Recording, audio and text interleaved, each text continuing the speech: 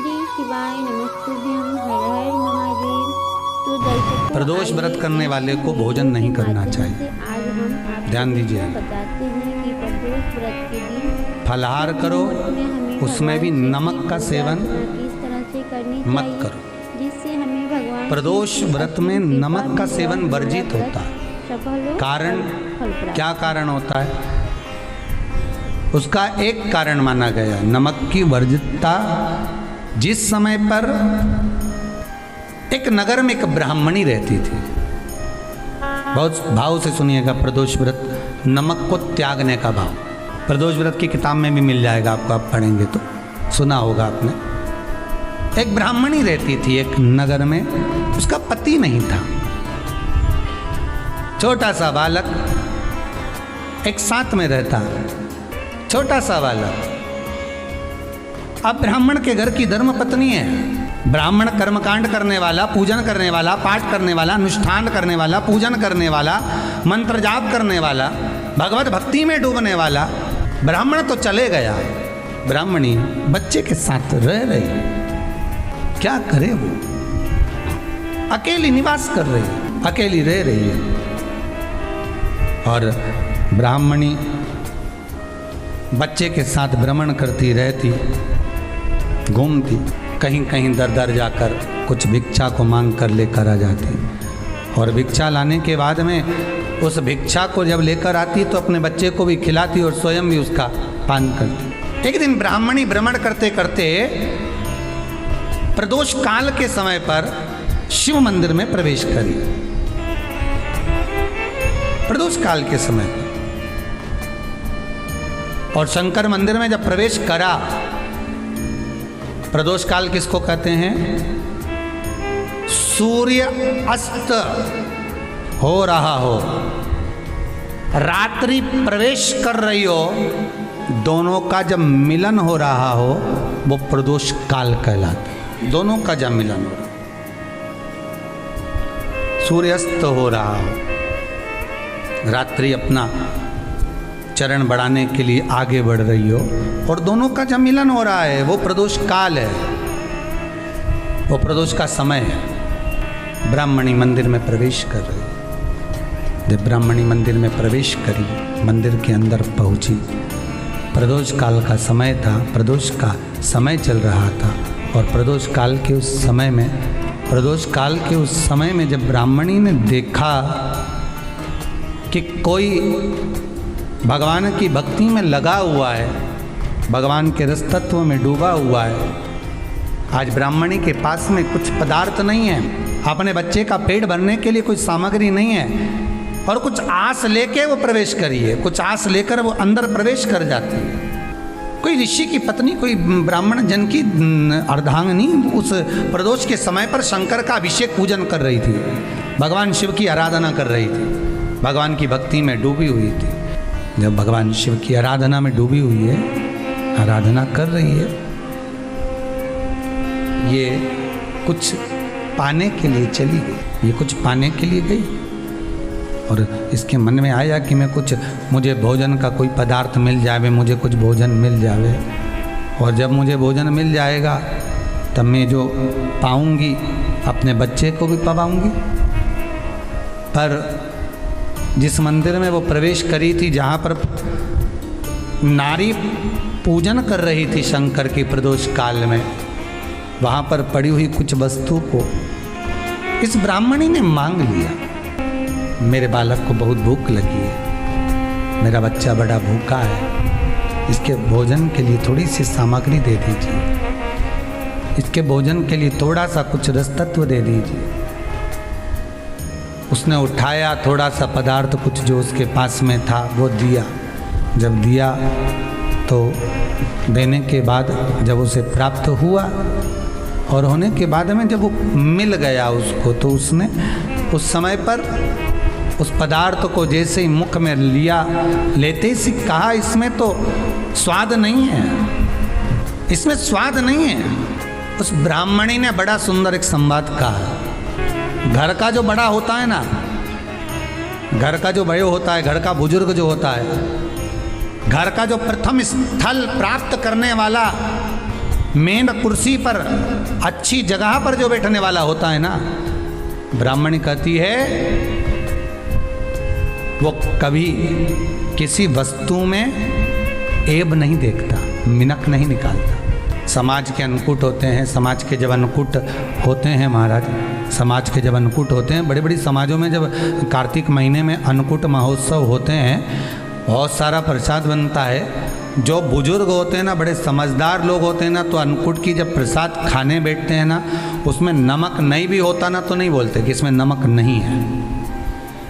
पर जो हमने डोनेशन दिया है, जब तुम आए थे समाज वाले तो हमने 1000 का लिफाफा दिया, 500 का लिफाफा दिया, 2000 का लिफाफा दिया, और भोजन ऐसा बनवाया। एक व्यक्ति वो जो खाकर चुपचाप चले गया, और एक व्यक्ति वो जिसने प्रसाद पर उंगली उठाई। इन दोनों को अन्नकूट की तारीख पे इनका नाम लिख लो, और अगला अन्नकूट आए तब दोनों की दशा देखना। एक जो चुपचाप खाकर चले गया, भगवान के प्रसाद को प्रसाद मानकर, प्रभु का दर्शन मानकर लेकर चले गया, वो उन्नति की सीढ़ी पर चढ़ता चले गया, और जो मिनक निकालता रहा वो साल भर खटर पटर की जिंदगी जीता रहा। भगवान के प्रसाद में कभी भी ध्यान रखिएगा, भगवान के प्रसाद के अंतर्गत स्वाद की कोई मूलता नहीं होती। भगवान का प्रसाद स्वयं स्वाद है।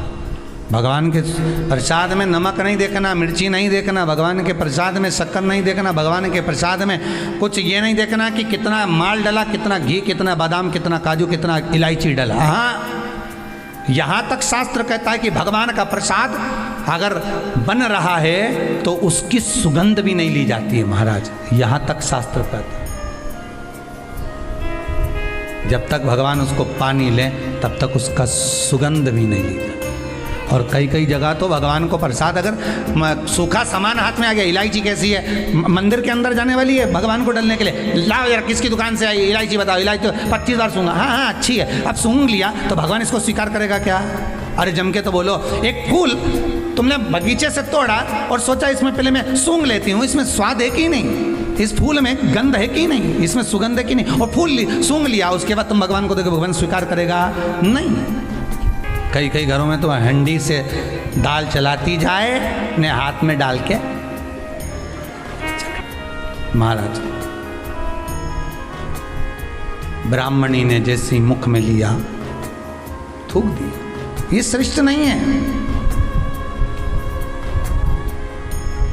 जो ऋषि की पत्नी अंदर पूजन कर रही थी प्रदोष काल में, उसने कह दिया, आपका चेहरा बता रहा है कि आप ब्राह्मण की धर्म पत्नी हैं, पर आज आप दर दर जाकर अगर भिक्षा मांग रही हो, दर दर जाकर अगर भीख मांग रही हो, दर दर जाकर भिक्षा को मांग रही हो, तो इसमें आपके पति का दोष नहीं है, दोष आपका है। क्योंकि आप भगवान के प्रसाद में भी जो स्वाद देखी थी ना, ये आपका एक जन्म का नहीं है, ये ना जाने कितने जन्म का है। ब्राह्मणी के मस्तिष्क में बैठ गया, ब्राह्मणी के उस वो कहा ना, वो बक्कल में नहीं अक्कल में बैठ गया कि ये स्वाद नहीं देखना। इसलिए प्रदोष व्रत के अंतर्गत ब्राह्मणी ने उस दिन से विचार कर लिया कि जैसे आप पूजन कर रही हो, जैसे आप अर्चना कर रही हो, जैसे आप आराधना कर रही हो, ऐसी आराधना, ऐसी पूजन, ऐसी भक्ति मैं भी करूँगी, ऐसी आराधना मैं भी करूँगी। अब मैं स्वाद नहीं देखूंगी। तो प्रदोष व्रत करने वाले को ध्यान रखना चाहिए कि नमक का सेवन ना करे, भोजन ना करे, फलाहार करिए, फल का आहार करिए, प्रयास करिए। और यदि आपने व्रत का ले लिया भोजन का कि हम तो एक टाइम फलाहार करेंगे, एक टाइम भोजन करेंगे, ऐसा भी कई लोग प्रदोष ले लेते हैं, तो वो बात आपकी है, आप तक रखो, ठीक है, अपने मन तक। ठीक है, बाबा आपकी मनोकामना पूर्ण करे, वो भी भाव रखे। अरे भगवान को धन्यवाद दो कभी कभी कि तूने अच्छे घर में पैदा किया, अच्छा परिवार दिया, अच्छा पति दिया, अच्छी पत्नी दी, अच्छे बच्चे दिए, अच्छा कुटुंब दिया, घर दिया, दुकान दी, जमीन जायदाद दी, शरीर अच्छा दिया, हाथ पैर आँख नाक मुंह सब बढ़िया दिया, एक के भी निपटा के नहीं भेजा तूने। मान लो एक आध निपटा के भेज देता तो क्या झगड़ा करने ऊपर जाते? एक ही कान देता और एक गायब कर देता तो यहाँ से चिपका देता तो क्या कर लेते? हाथ एक देता और एक गायब कर देता तो क्या झगड़ा करने जाते ऊपर कि मुझे ऐसा शरीर दिया? नहीं, भगवान को धन्यवाद देना कि मुझे अच्छे घर में पैदा करा, कटोरा लेके वहाँ चौराहे पे नहीं बिठाया, तूने अच्छा घर दिया, 2 समय की रोटी दे रहा है, खूब जोरदार शरीर दिया, भजन करने का मुहूर्त दिया, और बचा कुचा था तो ये सियोर वाला महाराज दे दिया, कथा सुनाने वाला। शाम के समय पर प्रदोष काल में बेलपत्री के पेड़ के नीचे, चाहे शंकर के मंदिर के दरवाजे पर या शिव मंदिर में, अगर आप प्रदोष के दिन दिया लगाते हो, सोमवार के दिन दिया लगाते हो, तो ऐसा कोई व्यक्ति नहीं जिसको मेरे देव अधिदेव महादेव मेरा विश्वनाथ भंडार नहीं भरता हो, खाली नहीं छोड़ेगा, दे देगा, भंडार भर देगा, कमी तो नहीं रख सकता, ये पक्का। पर तुम करना ही नहीं चाह, 2-4 सोमवार करो और उसके बाद के तो महाराज जी हमने तो करा था, हमको तो मिला ही नहीं, 2-1 प्रदोष करा तुमने, अरे 1 साल करो, सारे दर बदर भी तो अपन ठोकर खा कर आए, इतना साल निकाला अपन ने, और 6 महीना 3 महीना 4 महीना भगवान से निवेदन तो करो, दिल से कहो तो सरी, नी भंडार भरे तो बात दूसरी, एक बार बोलो तो। पर जगत के लोगों के सामने जाकर मत कहना, कहना तो देव अधिदेव महादेव से कहना। प्रदोष व्रत करने वाले को प्रदोष के दिन प्रयास करना चाहिए कि रात्रि के समय पर आधा घंटा, 10 मिनट, 20 मिनट जागरण करे। जागरण मतलब थोड़ा भगवान का भजन कर ले, भले 4-5 माताएं इकट्ठी नहीं हो तो अपन अकेले ही कर लो, अपन अकेले कम है क्या भाई, अपन कम पड़े, आराधना अकेले भी करो, जागरण करो। जब आपकी 11 प्रदोष हो जाए, 26 प्रदोष हो जाए, तब उद्यापन करो। उद्यापन 2 ब्राह्मणों को जोड़े से बुलाओ, ब्राह्मणों को जोड़े से बुलाकर उनके चरणों की पूजन कर कर, आराधना कर कर, सुंदर मंडप तैयार कर कर भगवान का, उसमें सुंदर रंगोली डालकर, मंडल बनवाकर पूजन करो शंकर भगवान की प्रदोष का।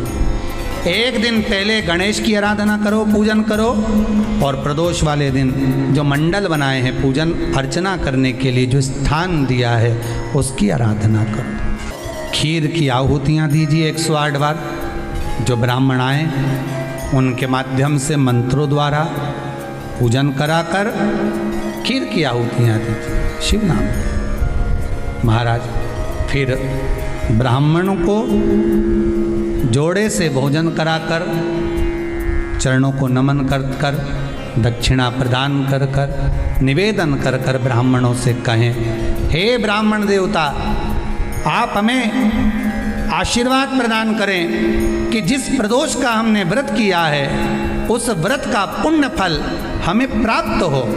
ऐसा ब्राह्मण चरण को नमन कर कर, प्रणाम कर कर उनसे अपने मस्तक पर अक्षत छुड़वाएं, फिर नमन कर कर, भोजन कराकर विदा करें। शाम को भगवान का जागरण करें। ऐसे प्रदोष व्रत का उद्यापन कर अपने जीवन को सार्थक बनाएं। ऐसा सुंदर प्रदोष व्रत का व्याख्यान वर्णन स्कंद पुराण में करा गया। वही स्कंद पुराण का प्रदोष व्रत का वर्णन आपको शिव महापुराण के इस सुंदर संवाद में किया गया।